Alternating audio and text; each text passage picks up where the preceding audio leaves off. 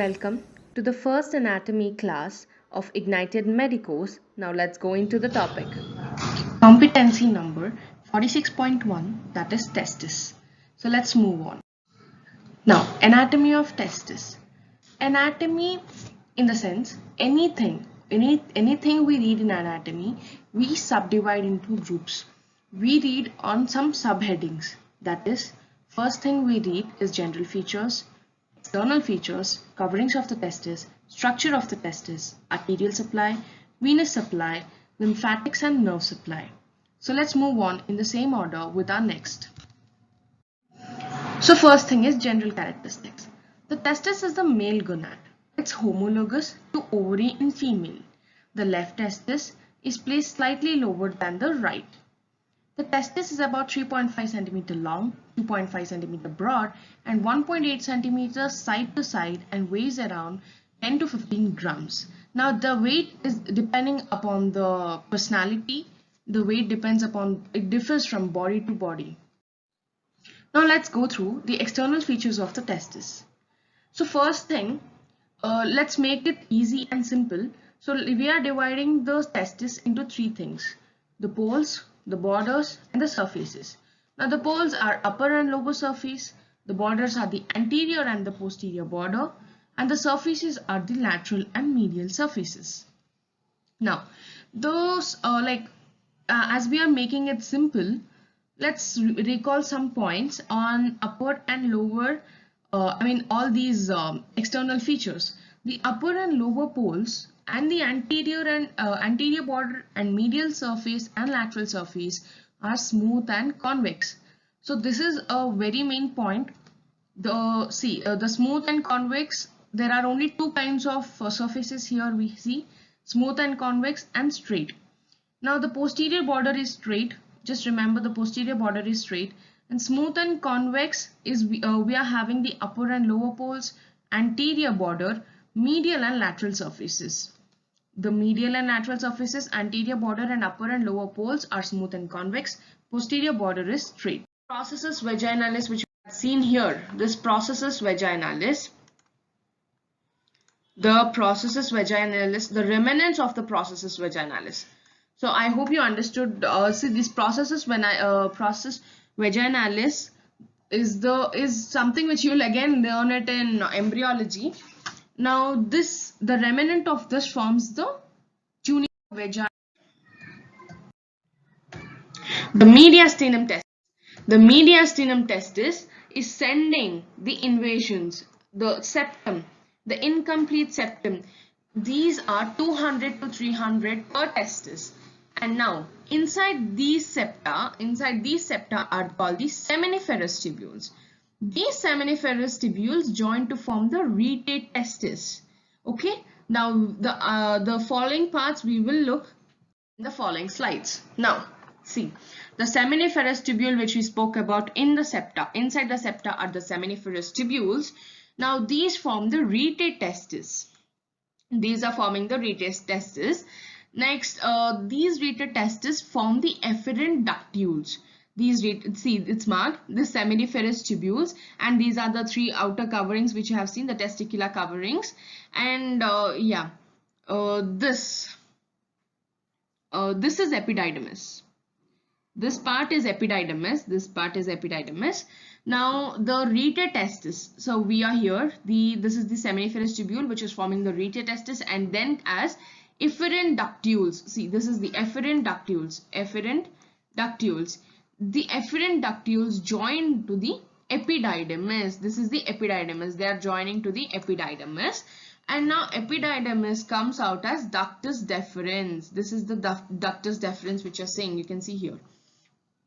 This is the ductus deferens. So it's easy to remember. Seminiferous tubule, seminiferous tubule, retate testis, and efferent ductules going into epididymis, coming out as ductus deferens. Next, we have finished some of the general characteristics and then structure, and then the layers of the testis. Next, we come to the arterial supply. Now, the arterial supply there's one artery called testicular artery. The artery supplying the testis is called as a testicular artery. It is given off at the level of L2 vertebra. The articular testis is given, testicular artery, sorry, it's given at L2 vertebra. It reaches the deep inguinal ring. It reaches the deep inguinal ring and enters the spermatic cord. Now, I had shown you before what is deep inguinal ring. That is an oval-shaped ring. It's actually above the superficial inguinal ring. It reaches the deep inguinal ring and enters the spermatic cord. We are talking about testicular artery, which reaches the deep inguinal ring, which is released at L2 vertebra, which reaches the deep inguinal ring and enters the spermatic cord. Now, the testicular artery divides into smaller branches and bigger branches. Now, the smaller branches at the posterior border of the testis. At the posterior border of the testis, it divides into smaller branches. And the smaller branches enter the posterior border and the larger branches enter the medial and lateral surfaces. The bigger branches, the larger branches enter the medial and lateral surfaces and pierce the tunica albuginea. Fine with it? Next is the venous drainage. Now, veins, the veins which are present, they condense, they don't condense, they form the Pampiniform plexus. They form the Pampiniform plexus. We will also see the clinical aspects related to all these. The veins form the Pampiniform plexus. Now, Pampiniform plexus is again divided into three parts: the anterior part, the middle part, and the posterior part. Now, the anterior part is present around the testicular artery. We have seen before what is testicular artery. And the middle part, it is present around the ductus deferens and its artery. And posterior part is isolated. So we have three, the veins are forming Pampiniform plexus. It is actually important, Pampiniform plexus. Pampiniform plexus is forming three parts. Now it is divided into three parts: the anterior part, the middle part, and the posterior part. So the anterior part is around the testicular artery. The middle part is around the ductus deferens and its artery. The posterior part is isolated. Now these Pampiniform plexus, they condense into four veins.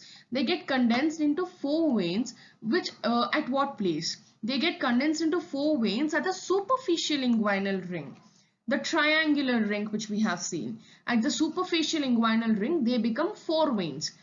Then the four veins divide and become two veins at the deep inguinal ring. And next, at last, it becomes one vein. And this vein drains the inferior vena cava on the right side and left renal vein on the left side. It drains the inferior vena cava on the right side and left renal vein on the left side. I hope you got it. Now this is the supply, the venous supply. This is the plexus pampiniformis. Now it becomes four veins later at it becomes four veins at superficial inguinal ring. It becomes two veins at deep inguinal ring, and then it becomes one vein, and this vein drains from IVC on the inferior vena cava on the right side and left renal vein from the left side. This is the left renal vein. Fine, I hope you got it. Next we talk about lymphatic drainage. The lymphatics of the testis ascend along the testicular vessels and drain into the pre-aortic and para-aortic lymph nodes.